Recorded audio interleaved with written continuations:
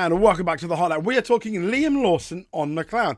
He's pretty much said it's BULLSH1T that McLaren have the British national anthem and not the New Zealand national anthem. Yeah, interesting. Let's get into it.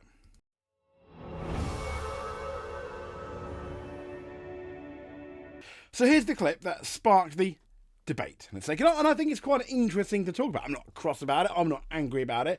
I do have an opinion, which we'll get into in a bit, but let's listen to what Liam Lawson said on the Red Flags podcast. Okay, wait. Bruce McLaren, Kiwi. But McLaren's winning these races this year, and they're playing the... I'm like, you don't understand. Where's the New Zealand national anthem? Mate, I don't... Makes no sense, you know, like, it's a New Zealand team, the name is still McLaren. Yeah. I have no idea. And, you know, Red Bull play the Austrian national anthem, and the team's based in the UK. McLaren's based in the UK, but it's a New Zealand team. There's not enough British teams, that's the problem. They need representation. It's completely bullshit. Yeah. Like, honestly, you know, like, especially if you're from New Zealand, man, that's like... It's a slap in the face. It is, yeah, because Bruce McLaren he's... Is it a slap on the face? What's in? We'll get into that clip in a bit. This is the article on Planet F1, which I think is quite interesting. Liam Lawson takes issue with the BULLSH1T British anthem. Choice with McLaren win. So as you know, the new VCARB driver, Liam Lawson, he's called shenanigans, let's say, on the fact that the British anthem is being played when McLaren wins. It's been happening for years. Now Lawson is the 10th driver from New Zealand to go onto the F1 grid. If you remember, the last one was the quite talented but didn't quite make it in F1 properly, Brendan Hartley. So the national anthem, as we know, of the winning driver is followed by the anthem of the winning constructor during the podium ceremony for each race. With Lewis Hamilton, we have the UK, the British national anthem, and then the German national anthem. With Max Verstappen, it's the Austrian national anthem for Red Bull, and we have the Holland Dutch national anthem for Max Verstappen. The driver ones always comes first, and then comes the team's one. Michael Schumacher, it was, and Sebastian Vettel winner there at Ferrari. It was always the German national anthem followed by the Italian national anthem. But interestingly, if Lando Norris wins, or when he does win for McLaren, it's one British national anthem, and that's pretty much it. We don't get two bites of the cherry there. So as you know, the McLaren are the second oldest team on the grid. They were founded, though, by a New Zealander, Bruce McLaren, in 1963, and he entered its first Formula One event in Monaco 1966. Now, the McLaren, they mark their victories with God Save the King, previously God Save the Queen, but the the British national anthem, because they race under a British licence, and that was issued by the governing body from the FIA. And they've done so, and this is interesting, since the team was founded. The team is based, and has always been based, in the UK. Now, PlanetF1.com has this to say, and I think this is quite interesting with this debate. There are notable examples of teams having changed their nationality by switching their racing licence. So Red Bull, they moved for what was actually a British licence to an Austrian licence in 2007. Benetton has been to and froing for a while.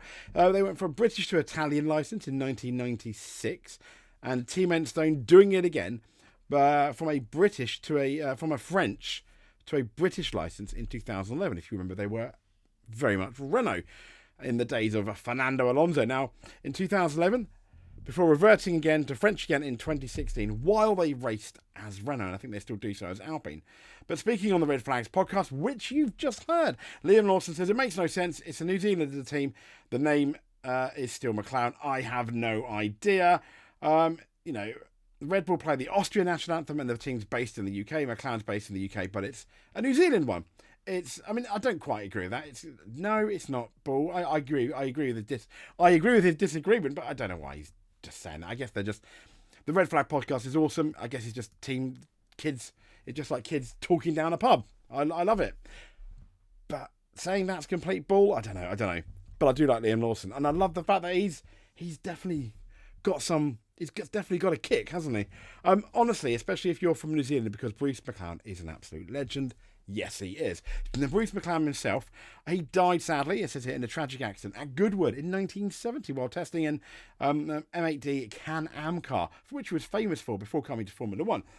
And today, McLaren is 2/3 owned by the McLaren Group, which itself, let's be fair, is very diverse. McLaren has had a diverse number of owners at this rate. with the Mumtalakat, I've probably got that wrong, holding group, and the remainder owned by US investment. So they're not really British at all, but they race under a British licence. They're also classed, I think, as a British car manufacturer. So let's go back to Liam Lawson's rant, I want to say, because it was a rant, a rightful rant if you're from New Zealand, a rant that I can completely understand and try and see what's saying. Liam Lawson on McLaren and why McLaren don't play the New Zealand anthem. Shock horror. Okay, wait, Bruce McLaren, Kiwi, Yeah. but McLaren's winning these races this year, and they're playing the. I'm Oh, like, you don't understand. Where's the New Zealand national anthem? I mean, obviously he's very upset because, as you know, British driver, British national anthem, British constructor, British national anthem. But if it was a New Zealand constructor, it would play the New Zealand national anthem. I don't, makes no sense, like. Well, he says it makes no sense, and I completely agree. He's frustrated by it. It kind of does, because they race under a British licence. They're based in the UK, but once again, their founder was Bruce McLaren. So I completely understand his, I don't know, frustration. It's a New Zealand team. The name is still McLaren. Yeah. Yeah. It is. I have no idea. And, Red Bull play the Austrian national anthem. They do. And the team's based in the UK. It McLaren's is. based in the UK, but it's a New Zealand Sorry team. for There's I not don't- enough British teams. That's the problem. They need Yeah, representation. It's completely People bullshit. represent- What it is.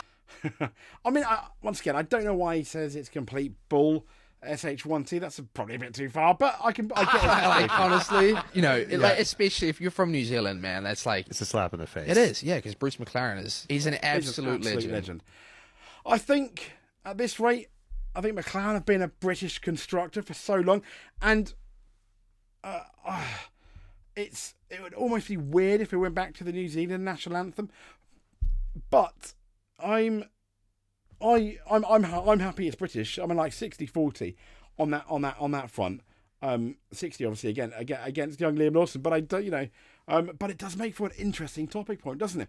And I thought this guy here on Autosport, on the Autosport Forum was had a fairly sensible answer. Obviously, the post was, when McLaren wins a Grand Prix, why do we hear the national anthem, God Save the Queen, instead of New Zealand's God Defend New Zealand? Just a side note, according to Wiki, New Zealand's anthem can also be God Save the Queen. Well, they are part of the Commonwealth. But there we go. Anyways, does anyone know the answer? Regards. So, this guy here, his name is Goofer. This was January 2009, I think. Wow. He's put as a New Zealander. I'm guessing it's as simple as the fact that Ron Dennis and Project 4 took over McLaren in 1980. The connection to the New Zealand origins went. The 79 and 80 seasons, the early ground effect cars, were a bit of a disaster for McLaren, and the 28, 29, 30 slightly less so. And at Marlborough's behest, Dennis was brought in to correct their poor run of form. The incumbent team management at the time included several Kiwis. Phil Kerr and Alistair Caldwell come to mind. Americans Teddy Meyer and Tyler Alexander were also prominent, and they carried on in various roles through bits of transition. Although I'm sure many talented Kiwis have worked for McLaren since it has been effectively a British team since the 1981 season. From 1981, McLaren model numbers had the prefix MP4, as in McLaren Project 4. And this is the thing that I think seals it for me. However, I've always felt the Kiwi heritage is well respected, i.e. the name never changed. They have on occasions used the derivative of Golf Orange on test meals, pre-sponsorship unveilings, and sometimes somewhere you can see the actual Kiwi logo, which was McLaren's original logo. And they do have obviously bases, in at least for their production cars in New Zealand, and lots of people work for them. Lots of British people work for them now, and I think changing it now would be weird and might have a detrimental effect on how people view the team, maybe, because it's been classed as a British team so long. And if you turn around to some new Formula One fans and said it was founded by Bruce McLaren, who is a New Zealander, they probably wouldn't know. But yeah, that's just me. But I completely understand Liam Lawson's frustration. Absolutely. I don't know why he had to say it was bull, though. I don't know why. Why, Liam? We like you. Why? Anyway, I would also love to see what my Kiwi friend Mal says. Who I haven't spoken. Funny enough, I've not spoken to him for a while. But he's been on the show as well. He's obviously a Liam Lawson fan, as am I, and I would love to see what he thinks about that, because obviously he's from New Zealand. So, Bruce McLaren, I'm sure is very close to his heart as well. Please comment, Mal. Let me know. Anyone else from New Zealand, comment below. Let us know. And on that front, we will no doubt leave you to it. So if you like what you see, please give us a subscribe. That would be very nice. Give us a like and hit that notification button so you don't miss a video. And if you made it to the end, you are a F1 World Champion. If you made it to the end and do any of the other things we mentioned, you are a multiple F1 champion in our eyes. We'll speak to you soon. Stay safe and thank you very much.